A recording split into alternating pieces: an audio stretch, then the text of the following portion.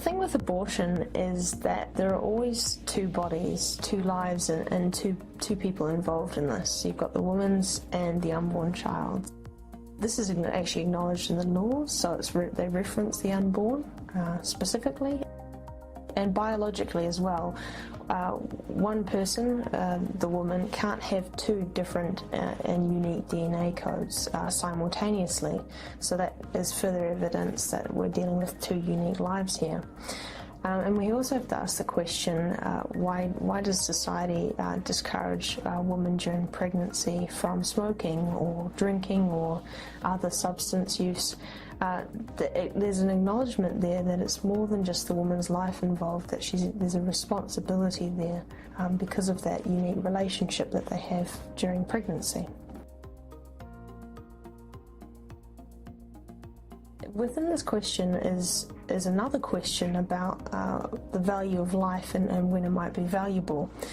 And the starting point here is the recognition that everyone has an inherent dignity and right to life as a human being, and that this isn't dependent on who the person is or the circumstances they find themselves in. That's just part of who they are.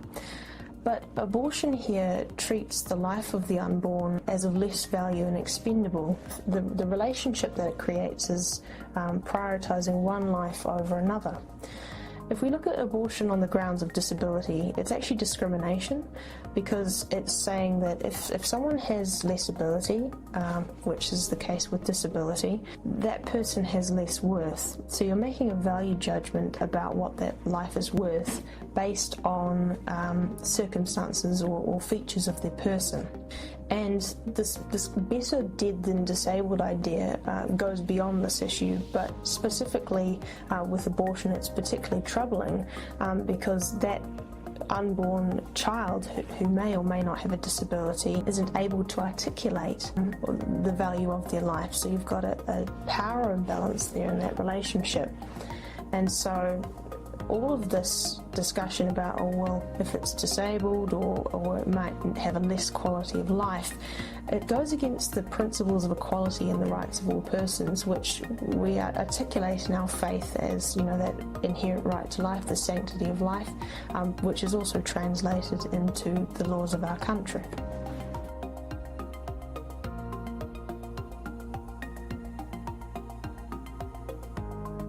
If we look at rape for a moment here, it's a violation by one human being or of another human being. It's when someone completely disregards that person's rights and disrespects them, doesn't recognize the value of their life or their dignity and autonomy. So the person who's committing this crime is seeing the woman as an other, as a human being that is worthless. And is less of a human being as well, which is what enables that use of violence. So if we look at that in relation to abortion, it doesn't make sense that after an incident of violence, the rape, that another incident of violence, which is the abortion, should be the outcome of that terrible situation.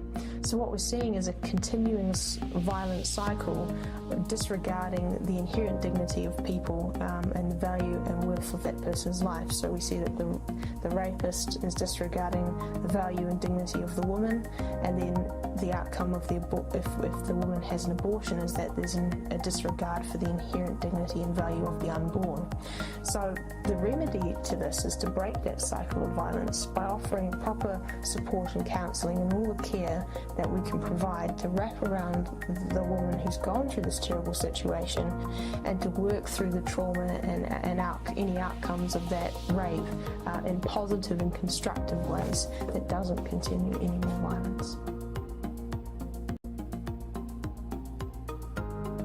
So if we look at the reading from Matthew verse 18, 12 to 14, there is the parable of the lost sheep. And Jesus here talks about a man who owns 100 sheep and one of them wanders away. And he asks, will he not leave the 99 on the hills and go to look for the one that wandered off? I think that this parable highlights for us how all-encompassing the love of Christ is. It shows us that all life to God, from the smallest lives at the beginning right through to the end, are equally precious.